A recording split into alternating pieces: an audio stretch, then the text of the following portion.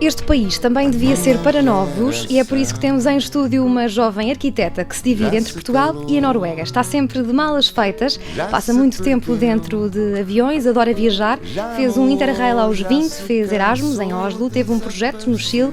A viagem e o movimento enraizados na infância e adolescência ajudaram ao pensamento crítico sobre as cidades e o espaço público. É filha única, desde pequena habituada a criar os próprios projetos e brincadeiras. Não era uma criança muito sociável, gostava mesmo era de passar tempo entre desenhos e trabalhos manuais.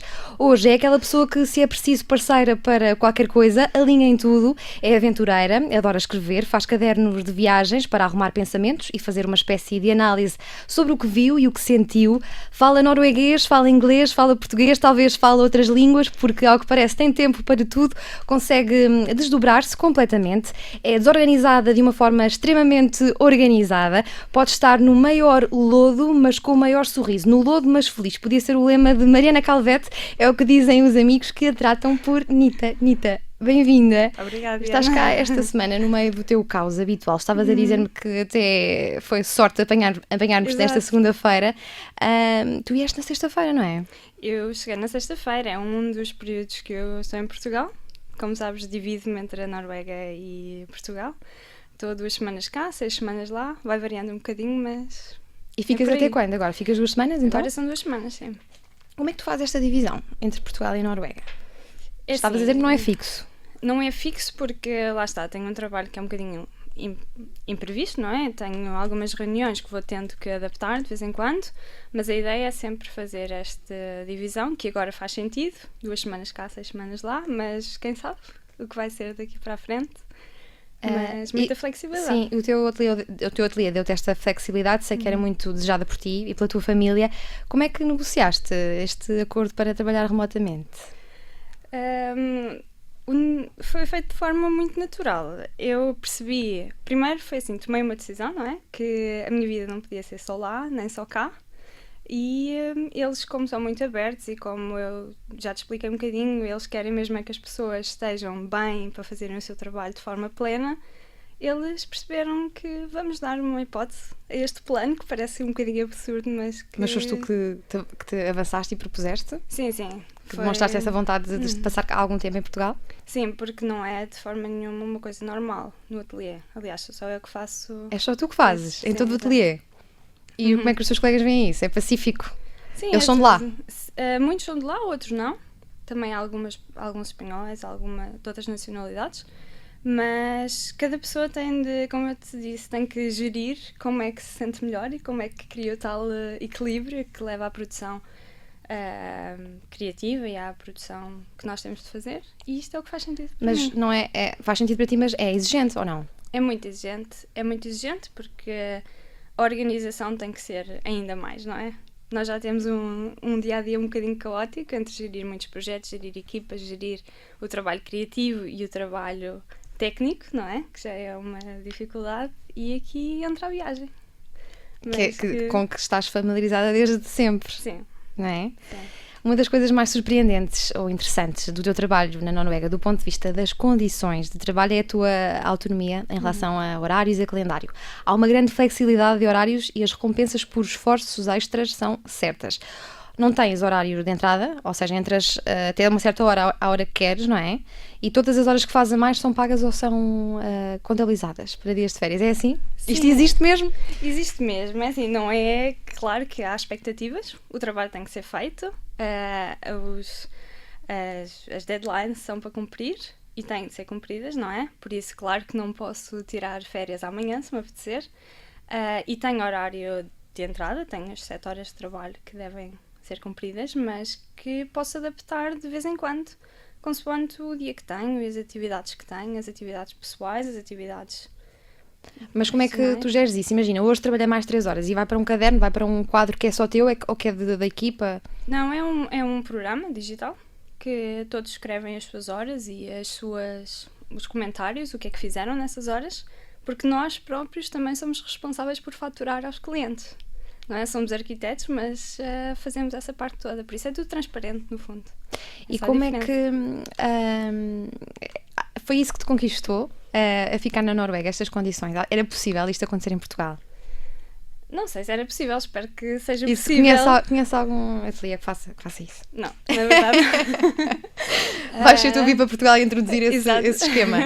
Não, eu acredito que daqui para a frente seja cada vez uma coisa mais aceitável em Portugal, até porque nós estamos a aproximar-nos disto, não é? As gerações mais novas também vão muito para fora, voltam e depois lá está, aprendem alguma coisa aí.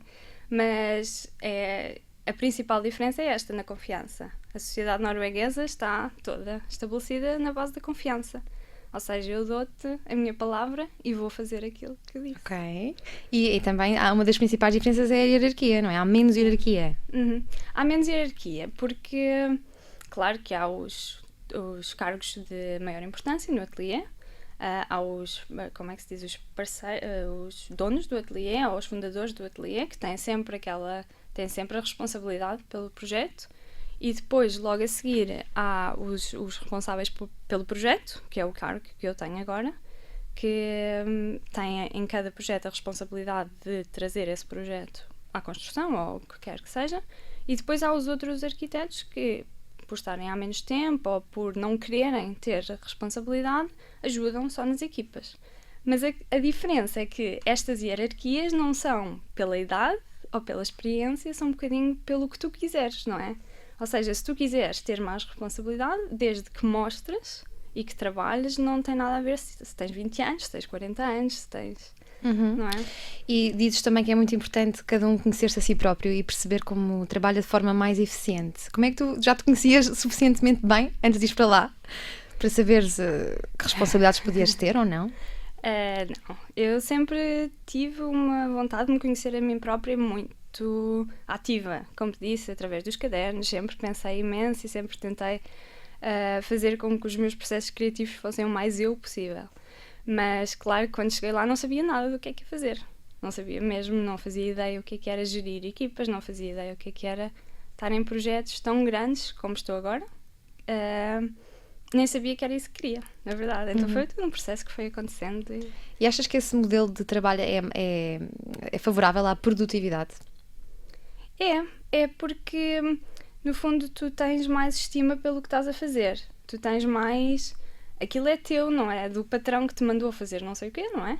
Aquilo é teu, tu é que propuseste, tu é que esticas os objetivos, esticas as ambições, não é? Portanto, quanto mais ambiciosa fores, mais esticas as ambições do projeto em que estás a trabalhar e então mais vontade tens de fazer.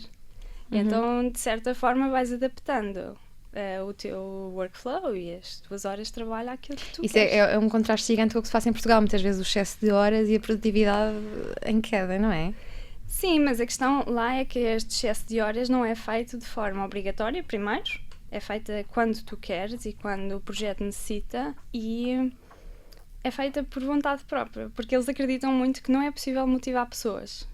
A motivação tem que ser intrínseca, ou seja, tu tens que te automotivar. É essa a diferença, não é? Então eles dão-te as ferramentas e depois tu é que tens que criar. E tens conhecimento que é assim em muitas áreas na Noruega ou é particularmente no teu ateliê? Não, isto é em várias áreas. É cultural?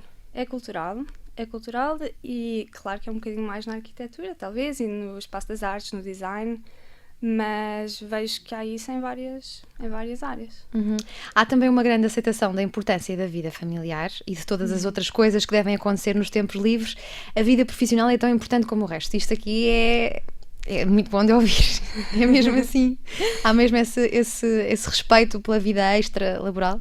É mesmo assim. Eu no início achei um bocadinho estranho porque às vezes em reuniões importantíssimas estava alguém que dizia temos que começar a fechar porque eu tenho que ir buscar as crianças à infantária. Ou, por exemplo, quando estamos a tentar arranjar uma data para uma reunião e alguém diz nessa semana estou de férias, não pode ser.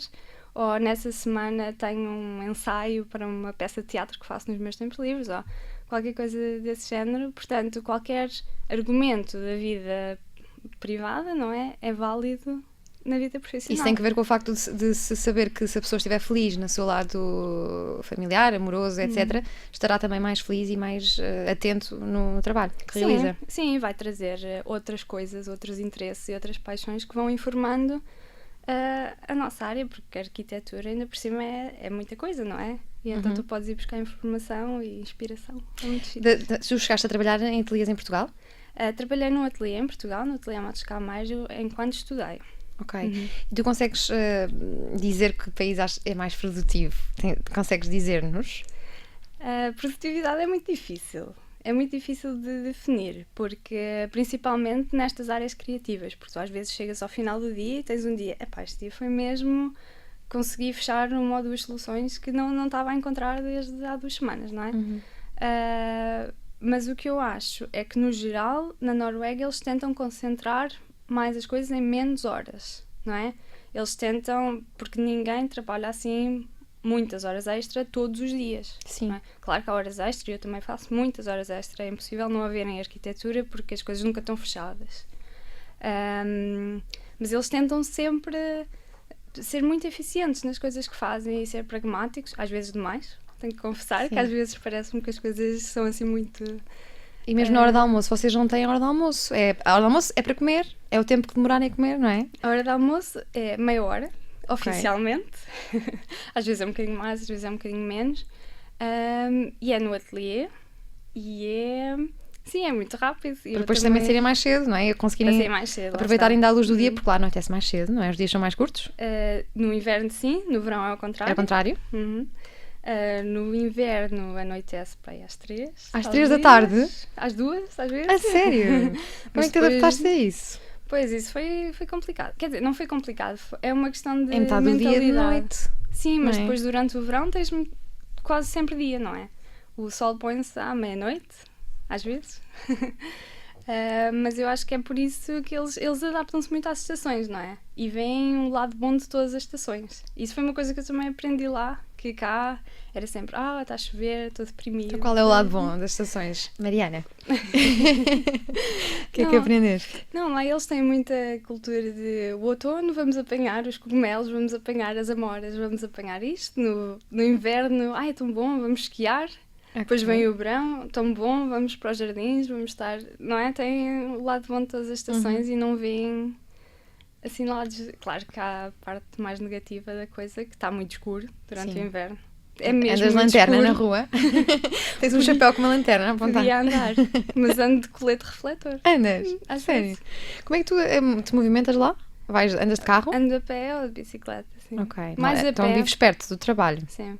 E onde é que achas que é possível ter melhor qualidade de vida?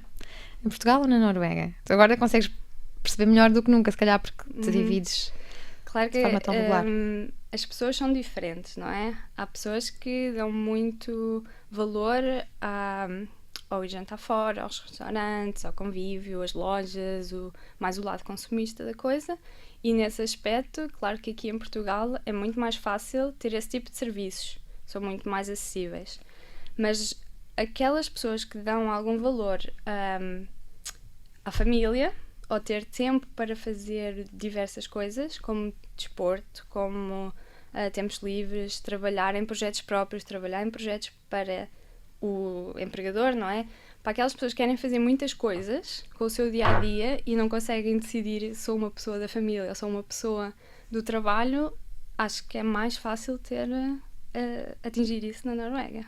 E como é que tu descreverias a Noruega? Que país é este? Para quem eu nunca estive lá, há muita gente que não faz ideia, que ouvimos muito falar da Noruega. Sabemos que o bacalhau não é da Noruega, pois não?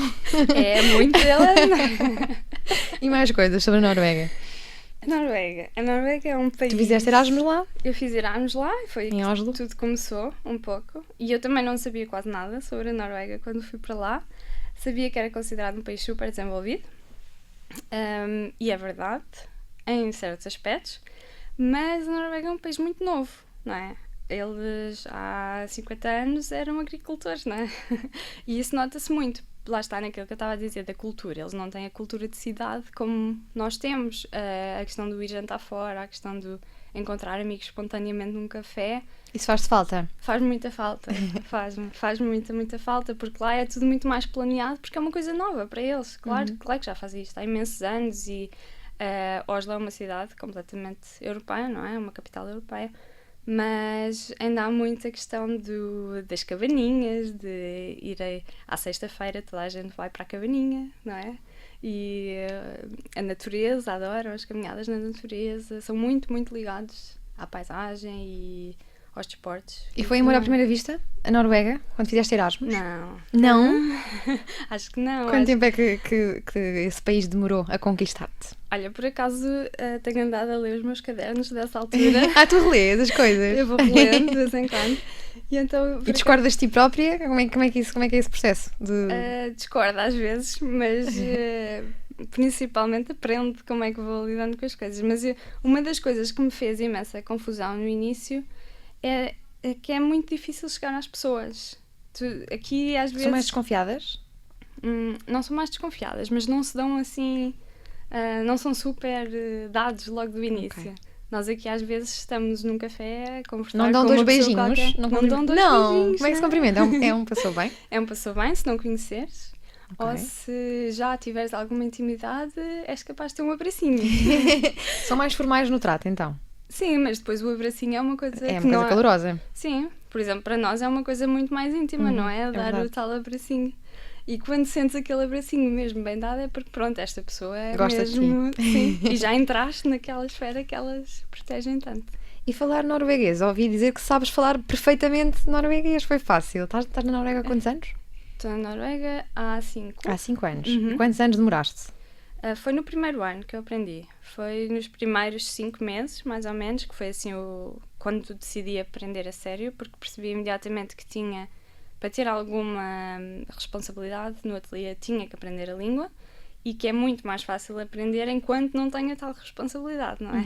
Portanto, comecei logo num curso intensivo. Primeiro comecei a aprender por mim, porque os cursos normalmente é melhor ir para um nível mais acima. Foste à internet, compraste livros? Como é que comprei livros e depois comecei a ler livros. Ler livros que já tinha lido.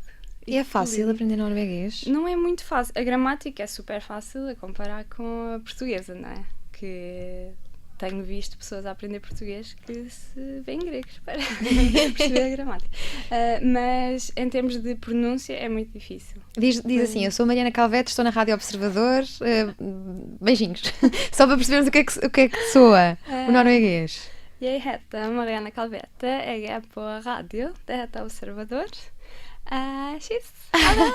Rádio é igual, eu só percebi a palavra rádio. Sim, mas é um bocadinho assustador que eu agora falo e penso e até sonho por vezes em norueguês. E o inglês? Tu foste para lá falar inglês ou não? Fui para lá falar Eles falam bem inglês. Sim, toda a gente fala muito, muito bem inglês e agora falo inglês diariamente também, porque lá está, temos elementos da equipa que não falam o norueguês e também trabalhamos com imensas pessoas da Europa toda. E é uma grande mistura de línguas na minha cabeça. Tu agora chegaste na sexta-feira, andas a sonhar em inglês, em norueguês ou em português? Sim, e já vou dando uns pontapés na gramática. Do português, em português. É normal, não se pode ser boa em tanta coisa, não é? Sim. Eu sei que apesar destas condições de trabalho apelativas que falámos, passas muito tempo no ateliê, és gestora de projeto, não é? Sim. Tens muitas responsabilidades. O que é que te ocupa neste momento? Neste momento estou dividida entre 3 projetos bastante grandes. Um é uma biblioteca com um banco e apartamentos, tudo no mesmo edifício, que está em obra, vai acabar agora em fevereiro, mais ou menos. Foi o primeiro projeto que eu ganhei o concurso. Fiz o concurso como líder de projeto, foi a primeira vez. E fiz o acompanhamento todo até agora, que foi uma das primeiras coisas que eu pedi quando cheguei ao ateliê, não é? Que queria fazer um projeto desde o primeiro esquiço ou do primeiro desenho até estar tudo feito. E depois trabalho com um museu, que ainda estamos numa fase preliminar de licenciamento, e um edifício muito interessante de escritórios, que é o primeiro projeto privado que eu estou a trabalhar. Com ambições sustentáveis, não é? Com muitas ambições sustentáveis. Que é uma coisa que te preocupa e com o qual te identificas, não é? Sim. Desde sempre? Na faculdade já incentivam os futuros arquitetos a pensar de forma sustentável ou é uma coisa mais recente? Eu tenho que dizer que foi quando cheguei à Noruega que percebi exatamente o que é que os arquitetos poderiam fazer em relação à sustentabilidade, porque eu acho que é talvez a maior crítica que eu faço à universidade aqui em Portugal, é que ainda, ou talvez quando eu tirei o curso, não sei, ainda não era um foco. Claro que tivemos a disciplina de ambiente, acho eu, mas não havia assim uma grande componente de sustentabilidade. Agora está na ordem do dia, não é? Nunca se falou Agora tanto de está na ordem ambiente do e dia. sustentabilidade como agora. Mas a questão é que eu acho que, primeiro, quando eu fiz Erasmus em Oslo, e acho que já há muito mais tempo, que na Noruega eles levam isto mesmo muito, muito a sério. E a questão da reciclagem, ou a questão de andar de bicicleta, isso já nem sequer se fala, não é? Agora falam-se de coisas muito maiores, que é como é que vamos não voar, como é que vamos... Como é que vamos não voar, Mariana? Há resposta já? Não, mas é o que me atormenta muito. A minha gigante pegada ecológica nestes voos todos, não é? E tu trazes isso, imagino, para os teus projetos. O que é que se pode fazer? É escolher melhores materiais? É assim, há muitas coisas. Nós orientamos um bocadinho pelos tais 17 Objetivos das Nações Unidas, não é? E depois temos um grande foco não só nos materiais, mesmo na construção, que é uma grande parte de toda, não se chama poluição, não é? Mas de tudo que se constrói tem uma grande pegada de dióxido de carbono, e nós tentamos diminuir o mais possível. E para isso usamos determinadas certificações, por exemplo o BREEAM ou o WELL, que são certificações universais, que tu podes usar como guia para tudo o que tu fazes no teu projeto, vai de encontro a essas ambições. É materiais mais sustentáveis, nós usamos madeira, mesmo muito, 90% dos nossos projetos têm toda a estrutura em madeira. Já tiveste muita experiência de trabalhar em madeira, não é? Sim. No Chile também, outro projeto pessoal na Noruega. Sim, aliás, quando eu fui de Erasmus queria muito perceber um bocadinho mais disso da construção em madeira, porque aqui em Portugal nós não exploramos assim muito, lá está, não é muito acessível. Mas não é só os materiais, não é? Porque nós, como arquitetos, nós podemos desenhar coisas de outra forma. Um dos grandes focos no ateliê, apesar de eu não ter trabalhado muito nesses projetos, é a habitação, não é? Como é que nós podemos morar de forma mais sustentável? Podemos partilhar mais espaços? Temos mesmo de construir tanto como nós construímos? Podemos... por exemplo, fizemos agora um projeto que é uma habitação coletiva em que as pessoas compram apartamentos muito pequenos, mais pequenos do que estão habituados, e depois há salas de convívio, uma cozinha gigante onde as pessoas se organizam para fazer jantar uns para os outros, fazem workshops, constroem os próprios móveis, e tudo isto vai gerando um certo pensamento sustentável que vai inspirando uns aos outros, não é? E é nisso que eu acho que é muito importante, porque nós como arquitetos podemos inspirar a muitas coisas, mais do que reciclar. Também li algures que preferes escadas a elevadores. Sim, no meu ateliê sou conhecida por que gosta muito de desenhar escadas. Já na faculdade gostava imenso de desenhar escadas, acho que é uma coisa muito bonita e que pode mudar tudo, não é? Se tu tiveres uma escada incrível que te vai dar uma percepção do espaço completamente diferente, que te vai dar uma viagem quase pelo edifício, nunca vais apanhar o elevador, não é? E é fácil explicar às pessoas que é mais sustentável pela escada, apesar de ser mais confortável ir de elevador. A ideia é que as pessoas nem sequer pensem nisso, não é? As escadas serem tão bonitas que temos mesmo de ir de escada. E já vimos isso em vários projetos, que as pessoas acabam por usar mais as escadas. Por exemplo, se tiver um anfiteatro ao lado da escada em que as pessoas se possam sentar, ou se a escada for assim no meio de um espaço incrível, que tenha luz a vir de algum sítio.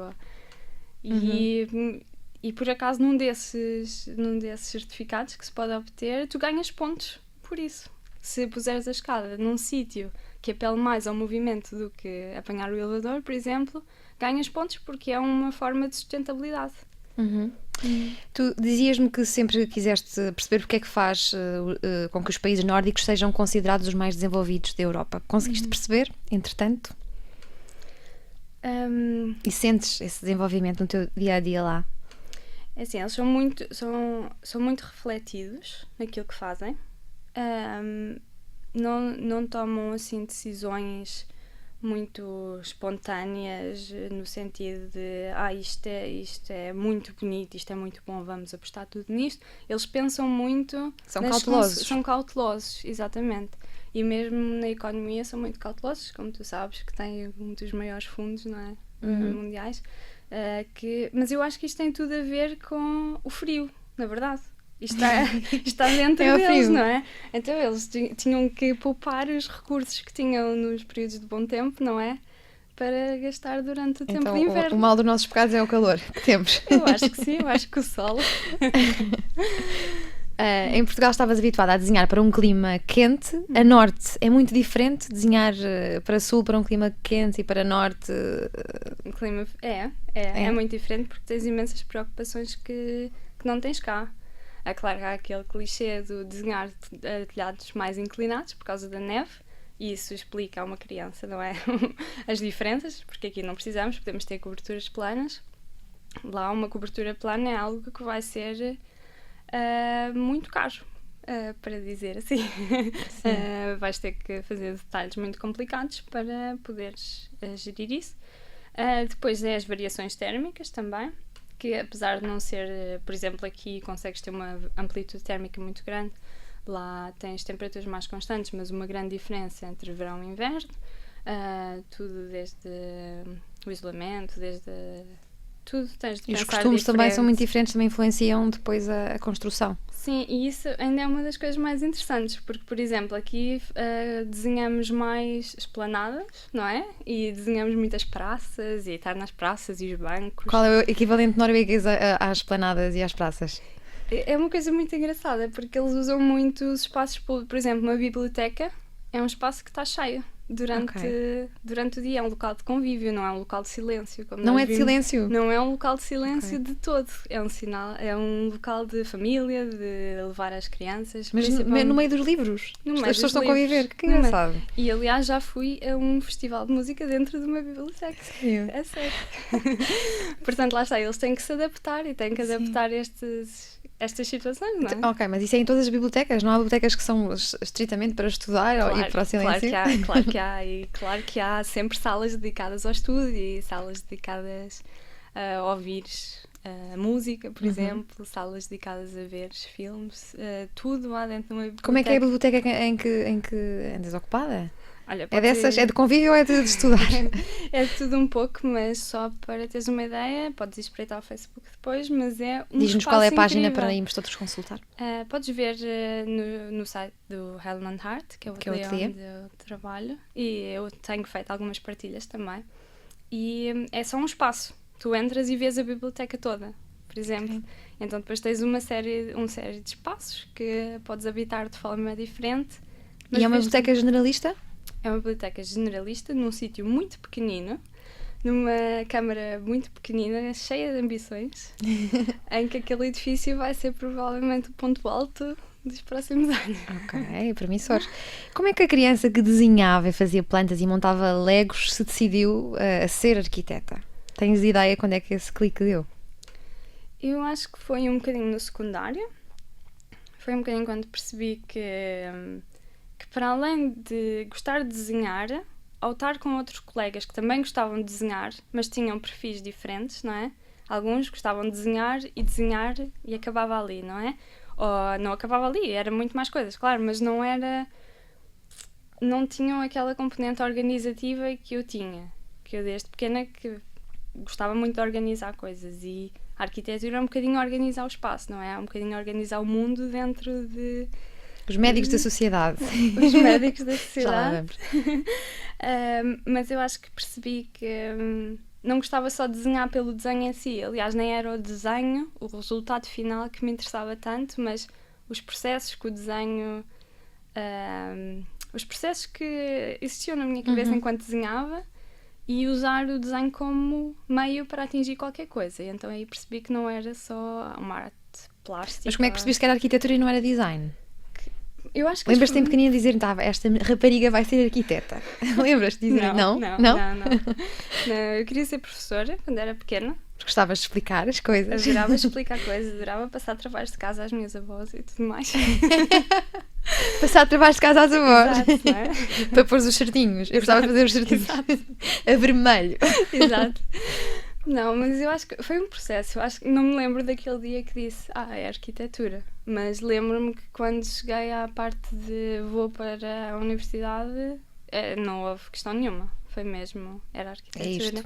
E quando cheguei à faculdade percebi, é mesmo isto. Porque ainda percebi melhor que a arquitetura são muitas coisas E lá está, uma arquiteta pode fazer algum design. Claro que há muitos designs, há muitas arquiteturas, há paisagismo, há interior, há muitas coisas, não é? Mas cada vez mais esses mundos vão misturando um bocadinho e cada vez mais vais participando em equipas com muitas disciplinas. Eu tenho vários amigos que estudaram arquitetura e foi através dessas conversas com amigos que percebi que a arquitetura é de facto um curso muito abrangente, não é? Vocês têm uma data de cadeiras diferentes dentro do vosso curso. É um bocadinho difícil até de perceber no início, porque tu tens, principalmente aqui, como eu também percebi enquanto estava de Erasmus, não são todos os países que têm tanta diversidade. Mas nós temos uma componente super artística, temos uma componente super técnica, temos a história, temos a geografia, a matemática, a estética, temos muito de pensamento, que é uma coisa que não há em muitos países, principalmente nos nórdicos não há muitos pensamentos e as reflexões e as discussões ótimas, deliciosas que nós temos aqui, não há muito lá em cima. Mas depois também temos uma componente super técnica que também não há muito lá em cima, por isso eu acho que a nossa universidade é muito, muito completa, na verdade, e muito exigente, lá está, porque são um monte de coisas que tu chegas a encaixar, sim. Na arquitetura reconhece a importância do espaço onde estamos para a nossa saúde. Todos os espaços contam para a nossa saúde mental, onde vivemos, onde trabalhamos, e de que forma é que influenciam o nosso bem-estar? Eu acho que sim, cada vez acho mais que sim, porque os espaços dão-nos as nossas limitações, não é? Dão-nos a inspiração que temos, dão-nos o bem-estar físico. Isso é talvez o mais óbvio, não é? Dão-nos o ar, o sol, não sei, essas coisas todas muito óbvias, mas também nos dão algo que nós se calhar nem sequer conseguimos explicar muito bem. Mas quando nós estamos num espaço bom e com boa arquitetura, nós estamos melhor. E eu dizia-te que há um crítico nórdico que dizia que a arquitetura é a medicina da sociedade. Foi muito inspirador ver uma conferência dele, porque ele dizia, com estes desenhos que nós fazemos e com estes espaços que nós criamos, nós temos a oportunidade de ensinar as pessoas um bocadinho sobre elas próprias e como é que reagem em determinado espaço, como é que pensam, e temos também a oportunidade de as ensinar a que se um espaço for melhor, elas têm mais estima por ele, não é? E se nós vemos em muitas cidades, as cidades mais organizadas são melhor usadas, muitas vezes, e isso também se vê, por exemplo, em escolas, não é? Algumas escolas que estão mais bem tratadas que outras, e às vezes é um bocadinho por causa da arquitetura. E até algumas, por acaso, quando eu entrei aqui, lembrei-me de um edifício que eu visitei em Zurique. Eu aposto que o teu cérebro é um monte de associações. Entraste aqui e lembras de qualquer coisa que viste. Exato, lembrei-me porque foi a última vez que eu estive assim numa editora, não é?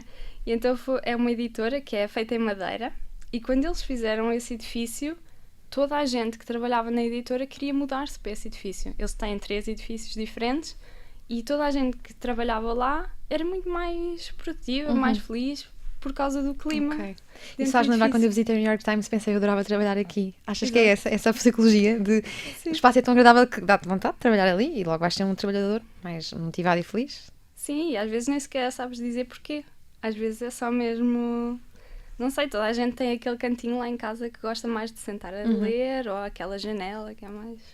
E no processo de construir um espaço, o que é que conta mais, tu ou o outro? O que é melhor para ti ou o que é melhor para a pessoa que quer aquela construção? Eu acho que aí são os dilemas de todos os arquitetos, não é? Acho que é o dilema. Como é que é para ti? Aí é quando tu vais aprendendo mais, vais vendo que cada vez mais o mais importante é o outro, não é? É o outro, aquilo que o outro quer, ou aquilo que o outro quer, mas não sabe que quer. E é isso que tu vais aprendendo a entender, o que é que a outra pessoa, ou o teu cliente, ou a cidade onde tu estás a fazer a tua intervenção, o que é que necessita. E muitas vezes as pessoas, os clientes, não sabem transmitir o que é que querem. Viram aquilo na revista, viram aquilo, mas não sabem traduzir exatamente, e isto dá asa a imensas discussões. Tens de fazer o quê? Psicologia do cliente? É? Cada vez mais eu acho que nós precisávamos de saber um bocadinho mais sobre psicologia. Não há psicologia no curso de arquitetura? Por acaso não. Não? Olha, falta essa. Já tem tanta coisa, mais uma. Também precisamos, às vezes, para transmitir algumas ideias e explicar Tu contaste-me que foi durante o Erasmus em Oslo que começaste a dar mais valor aos 3 anos de estudo em Portugal e que descobriste algumas lacunas na formação de outros colegas de outros países. Que lacunas foram essas que saltaram mais à vista? Como tu disse agora, é um bocadinho isso de que lá em cima no Norte há um bocadinho falta... Como eles têm muito foco nesta coisa da liberdade e de cada um poder fazer aquilo que quer e perseguir os seus propósitos muito cedo, então eles não têm assim muita academia, não têm que saber fazer estes desenhos, não têm que saber calcular estruturas basicamente, não têm que saber história, e isso senti um bocadinho de falta. Depois lá... Okay. Acho que alguns projetos são um bocadinho vazios quando tentas perceber um bocadinho como é que eles fazem isso. Mas depois há outros extremos, não é? Vais à Itália e depois tens aquela conservação, aquela reabilitação muito de voltar àquilo que era e no Norte, por exemplo, não há muito isso porque não há cidades assim tão antigas, não há intervenção como nós temos em edifícios históricos muito, muito antigos. Mas também claro, há os edifícios em madeira, mas eu acho que é um bocadinho isso. Eu acho que nós somos muito completos, na verdade, aqui em Portugal. A nossa formação... É um bom curso para tirar em Portugal, de arquitetura? Pelo menos, eu acho que a licenciatura em arquitetura é mesmo muito boa aqui, em qualquer uma das universidades, pelo menos as públicas, que é o que eu conheço mais, não conheço muito as privadas. Mas depois o mestrado, acho que há algo de bom em nos darem mais liberdade. Porque aqui, pelo menos até eu completar o curso, o mestrado era um bocadinho uma continuação da licenciatura. Havia na mesma a receita do que é que tinhas de fazer e seguires, e as cadeiras, esta. Enquanto nos países nórdicos e outros países da Europa, tu tens um projeto que tens que fazer e tens que te mexer para resolver aquela coisa, não é? Primeiro és tu própria que crias o projeto e isso prepara-te muito mais... para o que será a tua vida, não é? Porque ninguém te vai dizer o que é que tens de fazer, vais ter de... A realidade pós-curso é que não é assim tão incrível para os arquitetos em Portugal, pois não? Em termos de empregabilidade, como é que vês isso? Para já, acho que é complicado. Claro que eu tenho estado afastada nos últimos anos e só tenho ouvido, lá está, as histórias dos meus amigos. Mas ainda há poucas condições. Ainda há muito a ideia de que o arquiteto jovem tem que fazer muitas horas, o arquiteto jovem não tem grande voto na matéria, para começar, claro. E eu acho que ainda há um bocadinho a questão do arquiteto que tem o ateliê, que tem um estatuto, não é? Não, isso não acontece tanto na Noruega, então? Não acontece tanto. Pelo que percebo, sim. Mas o outro lado da moeda é que estão a existir imensos ateliês novos em Portugal, que eu não estou super atualizada, mas que tenho visto de pessoas novas que se juntam e que fazem coisas diferentes e que têm tido imensa projeção internacional. Teres um TUK não está nos planos? Talvez. Fiquem aberto. Talvez. De Oslo vais para Valparaíso, no Chile. Que experiência foi esta de construir 3 pavilhões com recursos locais? Foi uma experiência muito divertida, muito inesperada. Intensa, muito intensa. Primeiro porque, como a maior parte das coisas na minha vida, não as planei assim muito, chegou assim muito rápido a escolha desse tal curso. E depois tivemos um mês, apresentaram-nos o desafio, que era desenhar 3 pavilhões, cada equipa tinha um pavilhão, eu estava numa delas, para desenhar um pavilhão que nós pudéssemos construir quando chegássemos lá, sem saber muito bem as condições do local, ou seja, nem sequer sabíamos muito bem onde é que o íamos pousar, que tinha de refletir uma série de princípios que nós definimos nós próprios, não é? E depois chegámos lá, tínhamos acesso a determinados materiais.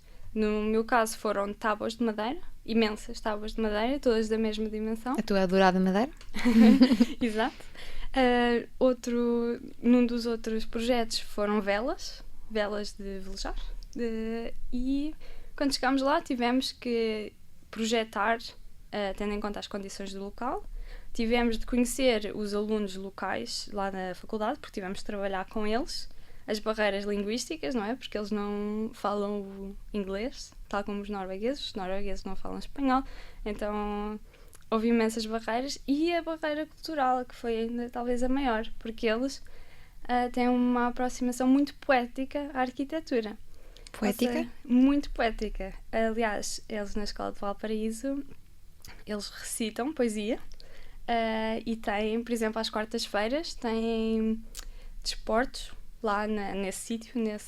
Eu não expliquei, mas é um sítio que se chama Ciudad Abierta e que é um espaço experimental para a arquitetura, ou seja, os alunos que estão em Valparaíso, isto é em Ritoque, que é a alguns quilómetros, usam este espaço, este terreno enorme, à beira-mar, são dunas, para experimentar à escala real materiais e como é que as estruturas se aguentam, como é que reagem ao vento e tudo mais. E eles, para além dessa componente muito prática e muito material da arquitetura, têm a questão do sentirem e de estarem predispostos para fazer a arquitetura. Então eles lá nas quartas-feiras, lá têm os desportos e tudo mais, cuidar do corpo para cuidar da mente, para depois criar.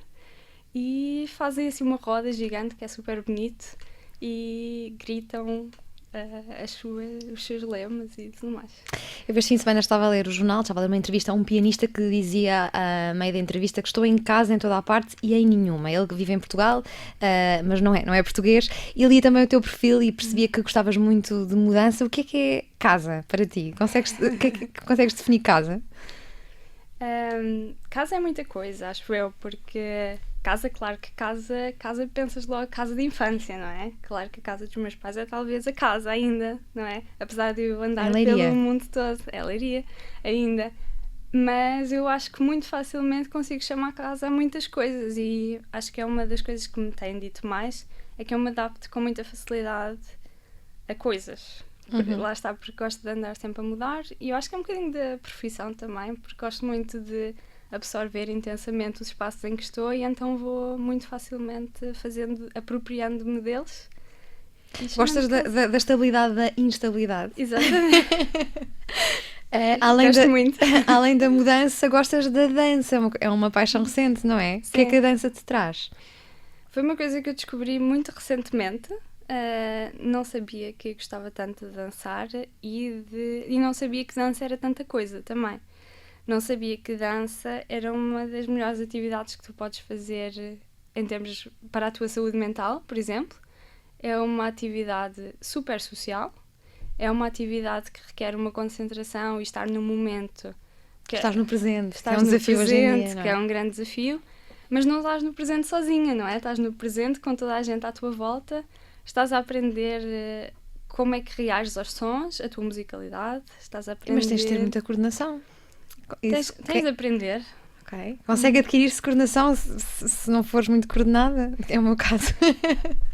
Sim, eu acho que tinha um bocadinho essa ideia que as pessoas ou tinham um jeito para dançar ou não tinham, não é? Eu achava muito isso e até achava que era alguma coisa que as pessoas deviam ter um bocadinho de vergonha se não saber. Mas quando tu começas a dançar, principalmente socialmente, que é como eu danço e a pares ou individual, mas de forma coordenada em grupos, começas a perceber que tudo se aprende e que tudo é uma expressão de ti própria. E não há bem ou mal. Há diferentes expressões. E o que é que sentes depois da dança? Ficas muito bem disposta no final? Fico super bem disposta. Aliás, toda a gente... É incrível que toda a gente entra na sala de dança super down. E deixam ali tudo. Antes da dança descobriste a corrida, não foi? Exatamente. Também foi uma coisa que eu odiava. Aliás, como muita gente odeia.